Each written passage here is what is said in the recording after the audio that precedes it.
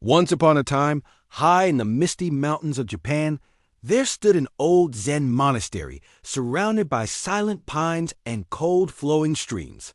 In this monastery lived a famous Zen master named Rinzin, known far and wide for his wisdom, calm presence, and the stillness in his eyes. People came from distant lands to seek his guidance, and monks from all over dreamed of becoming his disciple. One day, a young monk named Tama arrived at the monastery.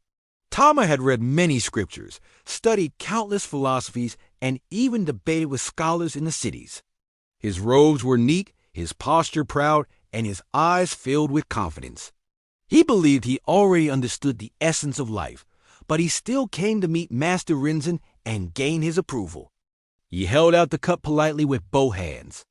The master began pouring. Tama bowed respectfully and said, "Master, I have traveled far and studied much. I wish to learn your Zen.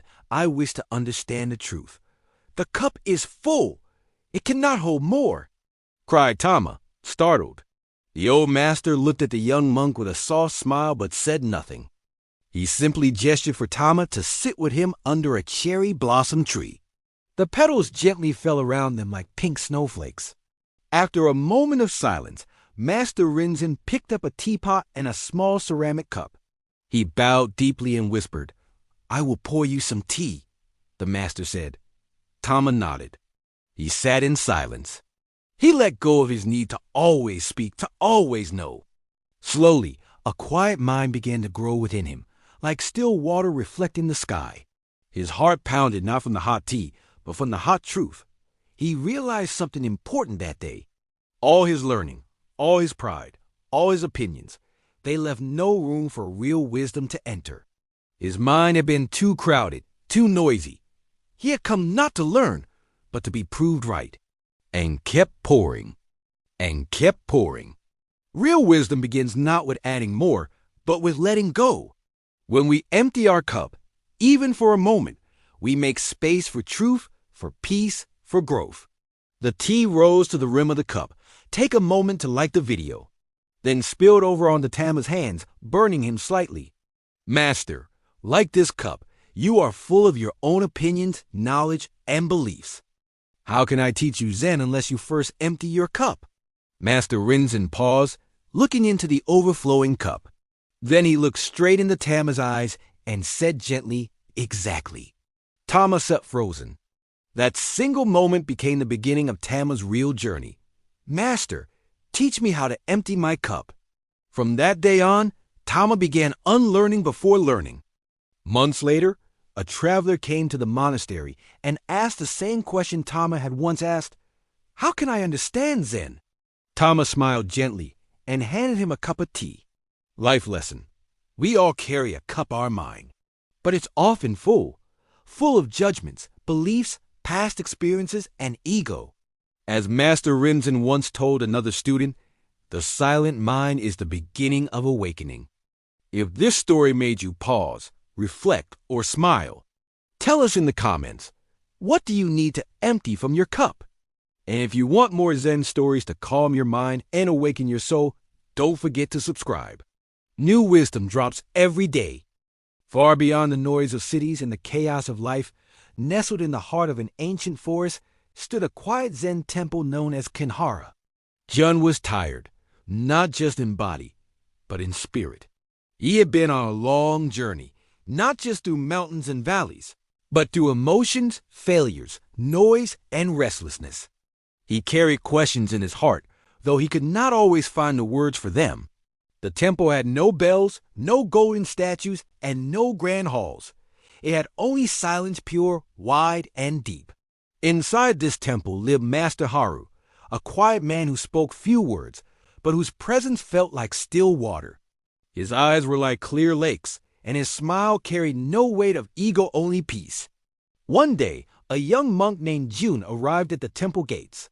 When Jun bowed before the master and said, "Master, my mind is loud. I can't hear peace. The rhythm of wind, the distant call of a bird." The silence was not outside him. It had always been inside, buried under his need to think, to worry, to explain. But this time, he didn't try to meditate. He didn't try to stop thinking. He simply sat and listened. He had been trying so hard to escape the noise that he forgot you don't fight noise with noise. You meet it with stillness. Maybe even days. No lessons. We are often afraid of silence because it shows us what's really going on inside. But when we stop running and just sit with it, we begin to hear the truths that noise always covers. No lectures, just silence. Chun's thoughts still came, but now they pass like clouds. But now they don't bother me.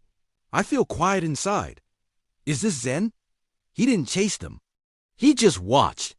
Please teach me Zen. The master only nodded and pointed to a small garden behind the temple. Jun followed. Thoughts racing like horses, past mistakes, future plans. What to say, what not to say. It was like a crowded marketplace in his head. The garden was nothing grand, just a patch of moss, a few rocks, and a single bamboo tree swaying in the wind. There was a stone bench. Jun turned to Master Haru and asked. The master gestured for Jun to sit. Then the master said only 3 words. Listen. In silence. Jun sat. At first, all he could hear was his own mind. But slowly, something strange began to happen. In the silence, the noises of the forest grew louder, the whisper of leaves. Not the absence of noise, but the absence of you trying to control it. Hours passed. Then one evening, as the sun dipped below the trees, Master, I still hear thoughts. The master replied softly, that is the sound of silence. Jun understood. That night, under a star-filled sky, Jun sat in the garden again, and the silence welcomed him like an old friend. Life lesson. Silence is not the enemy of growth. It is its soil. As Master Haru once told a traveler, a silent mind doesn't mean an empty mind. It means a mind at peace with itself. There once was a monk named Daiki, who was considered one of the most brilliant students in the eastern provinces. From a young age, he had memorized hundreds of sacred texts. He could quote ancient scriptures by heart.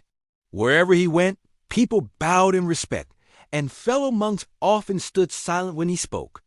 But deep inside, Daiki carried a hidden restlessness. Who lived alone at the edge of the forest near the misty lake Hoshi. Someone was said to have no interest in debate, no need for recognition. He lived in a small wooden hut with no door and spent his days tending a tiny garden and staring at the lake. Despite all his knowledge, something felt missing. His mind remained cluttered, his heart uneasy, and inner peace seemed just out of reach like a bird he could see but never catch. One day, he heard of a mysterious Zen master named Son. Daiki, proud yet curious, decided to visit him. When Daiki arrived, he found the old master sitting cross-legged on a smooth stone. Let's have a conversation.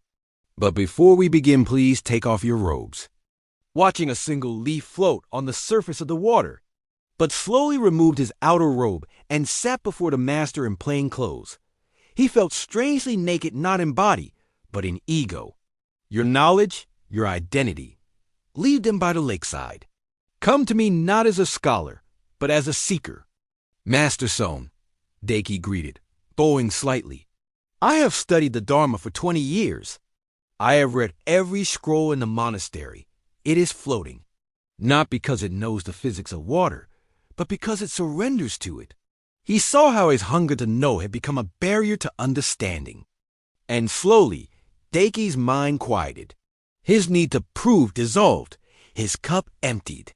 And in that emptiness, he finally found peace. He had been wearing his wisdom like armor, never realizing it was keeping truth out. But peace still escapes me. I've come to seek your highest teaching. Son glanced at him, smiled faintly, and said, when we cling too tightly to what we know, we lose the chance to grow. True wisdom begins when we let go of needing to be right and become willing to be still. Very well. Daiki blinked in confusion. My robes? He asked. But master, these are the robes of a senior monk. Son nodded. Yes, and that's exactly what's in the way. No one had ever spoken to him like this. He looked down, feeling something strange, like his pride was melting away. Daiki hesitated. Then Son said, Now remove your titles. But Zen is not about answers. It is about experiencing what is beyond them. Daiki sat silently. Son spoke again slowly, softly. You have filled your mind with answers. He pointed to the leaf on the lake. See that leaf? In that moment, something inside Daiki cracked not from pain, but from awakening. He saw it. From that day forward, Daiki returned to Son every morning. They barely spoke. Sometimes they just watched the wind. Sometimes they gardened. Years later, when someone asked him how he found enlightenment, Daiki didn't quote any scripture. He simply smiled and said, I stopped trying to be someone who knew. I started becoming someone who listened. Life lesson. Pride in knowledge can become a prison. As Master Son once said, the more you know, the more you must unknow. That is the way of Zen. The silent teacup in a sleepy mountain village, far from noise and fame. There lived an elderly Zen master named Aisho. He was known for one peculiar habit. He never answered a question right away. When someone came to him with a problem, he would first offer them a cup of tea. Some found it comforting. Others found it frustrating. One morning, a troubled monk named Ray arrived at Aisho's doorstep. Ray was quiet, serious, and deeply sincere. I fasted. I've studied, but I still don't feel any closer to peace. The tea swirled silently. Aisho handed the cup to him, and for a while, they just sat, no words, no movement, just the soft sound of the wind outside. Please, help me understand what I'm doing wrong. But he was also heavy with confusion. For years, he had tried to meditate, to study, to follow the teachings. Yet his mind remained cloudy, his heart unsettled. He bowed deeply and said, Master Aisho, I've done everything I was told. I've followed the rules. I've sat in silence. Aisho didn't reply. He simply smiled and poured tea into a small teacup. Ray watched as the warm steam rose. It was silent, completely still. Finally, Ray whispered, Why is peace not coming to me? I've worked so hard. I've done so much. I've sacrificed so much, and still, Master, please. In that silence, it receives. In that stillness, it serves its purpose. That is why the teacup never struggles to hold the tea. Aisho looked at him and asked, Trying to reach enlightenment as if it were a prize to be earned, but peace is not something you chase. He finished his tea, bowed, and returned to his mat in the meditation hall, not to strive harder, but to simply sit like the silent teacup. He told every new student the same thing before their first lesson. It is something you receive when you become still enough to let it in. Is the teacup loud? Ray blinked. What? Aisho repeated. Like a teacup, we are most useful, not when we are full of effort, but when we are simply present, empty, silent, aware. Is the teacup loud? Ray looked down at the cup in his hand. No, he replied. It's silent, Aisho smiled. And yet, it holds the tea perfectly. Why? Ray sat in silence, unsure what to say. The master continued. Because it is not trying to be anything else. It is not trying to be deeper or wiser or more useful. It simply is. Ray stared at the cup again. His mind slowed. And suddenly he understood. He had been trying too hard trying to be perfect. That day, Ray didn't ask any more questions. Years later, when Ray became a teacher himself, sit like an empty teacup, silent, open, ready to receive. Life lesson. Peace doesn't come when we force it. It comes when we stop demanding, stop proving, stop chasing. As Master Aisho once said, the silent cup receives the warmest tea. If this story brought stillness to your heart, gently like the video. Comment below. What noise within you needs quieting today? And if you wish to continue this journey of inner peace, subscribe now. More Zen stories are waiting to be poured into your cup.